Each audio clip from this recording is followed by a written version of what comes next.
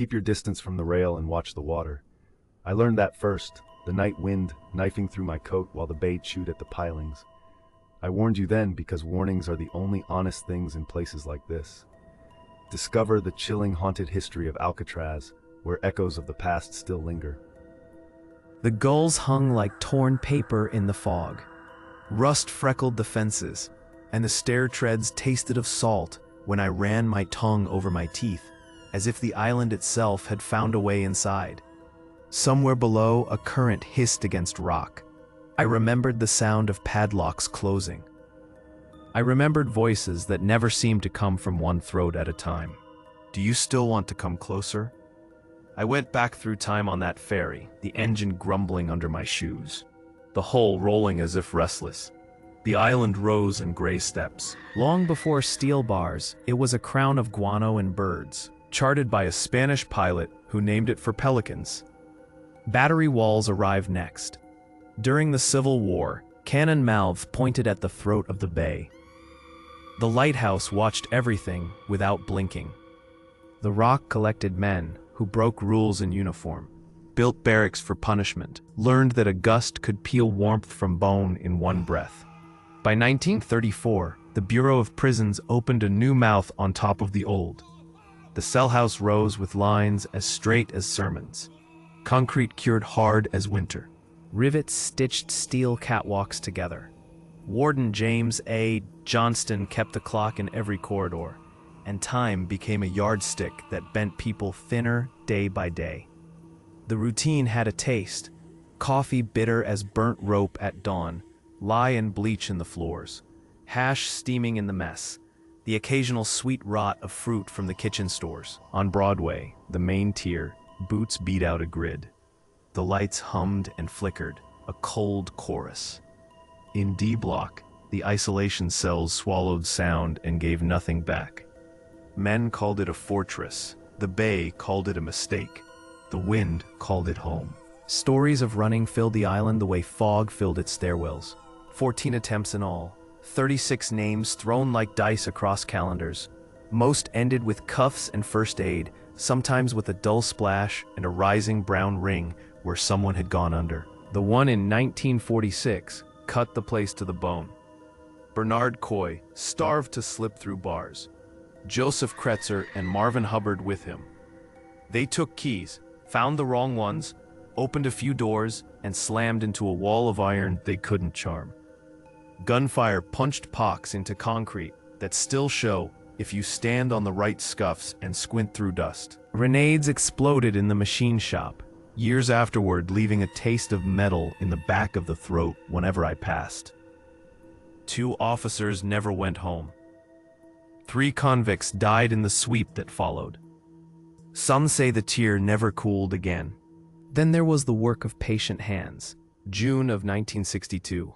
A spoon here, a chisel there, sanded by silence and the throb of pipes. Frank Morris and the Anglin brothers gnawed through vent casings behind their sinks, hid the chips in pockets, spit them into the yard through their pant legs, and pasted papier-mâché over the wound each dawn. Soap, toilet paper, and scavenged hair from the barber gave a face to a head that wasn't there. Paint for the lips. The radio kept at just the right volume.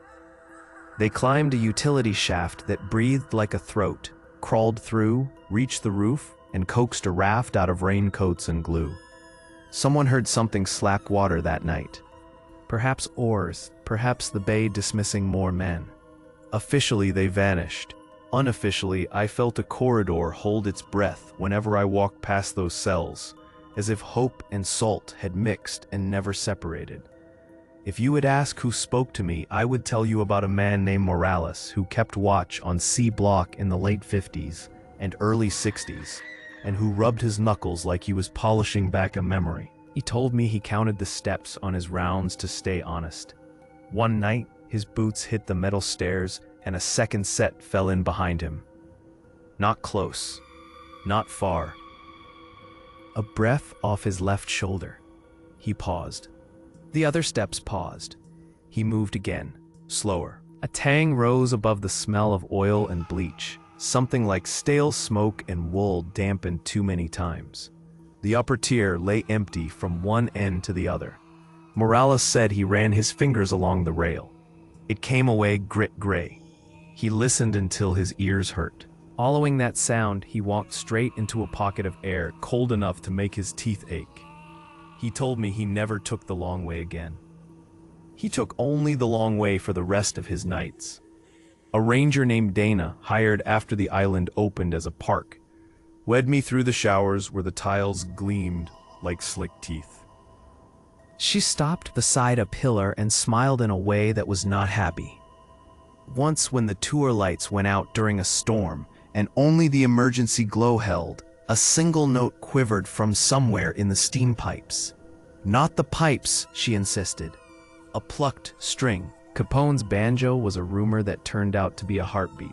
He had learned to play, kept rhythm for a small group to keep the weight off his mind, practiced in here where the reverb softened the edges.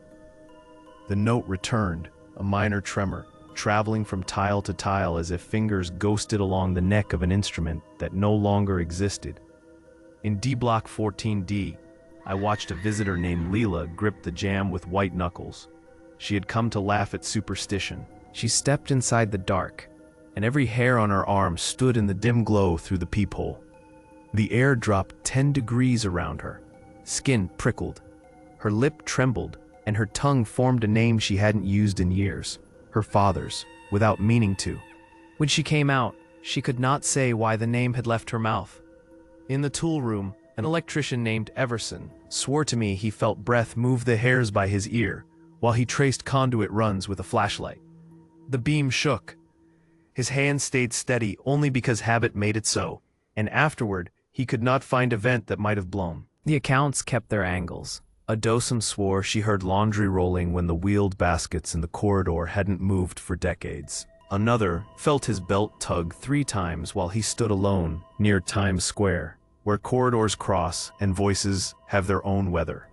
I stood there once, late, while the last tour crossed the yard. A sour smell rose from the drain by my boot. It reminded me of old fruit fermenting in a bag you forgot in your car, and I gagged before I told myself to behave. On the gun gallery, a brassy jingle whispered, as if keys swung from a belt passing just out of sight. No one walked there anymore. From the kitchen came the chopped rhythm of a cleaver striking a board. Slow at first, then faster, then gone.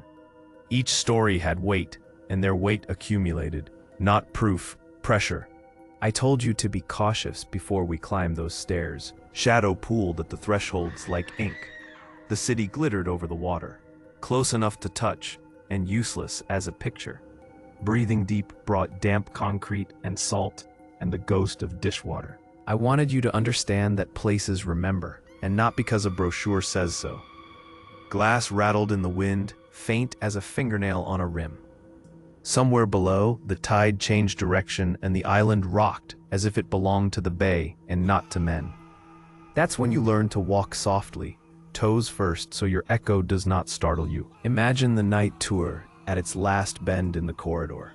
Lantern light against paint the color of dried limes. The guard room silent, the shelves empty, except for a forgotten square of oiled cloth. We stood at the end of Broadway, near the barred windows where drafts squeezed through hair-thin gaps. The escape cells waited, dummies gone but the pillows holding the shape of their old trick. Paper flakes still clung to the walls near the vents like dandruff. In the hospital, an operating table held a dent where some elbow once found its place. The steel felt colder than it should. A single gurney sat folded against a wall, canvas stiff with age. In the yard, lines of paint marked baseball diamonds, the foul cords turning to dust under shoes that would never run again. The wind threw a gull's cry between the towers and gave it back as a woman's shout in a hallway full of iron. I told you then what I will tell you again. This is not an amusement. Dress warm. Close your jacket against your throat. Do not wander when a rope says stop. If you stand on the steps where the warden addressed the men, count slowly in your head and listen after the 7th count. That is when the stray note likes to find you. If you press your palm to the bars in D block, Remember that they carry cold like wires carry current. Let it pass into you only if you meant to invite it. Keep your voice low, and if something whispers your name from behind a closed door, do not answer. Will you dare to walk that corridor after the last horn on the bay dies and the ferry churns away, leaving the island and whatever watched us to measure your footsteps alone? Subscribe for more Midnight Legends.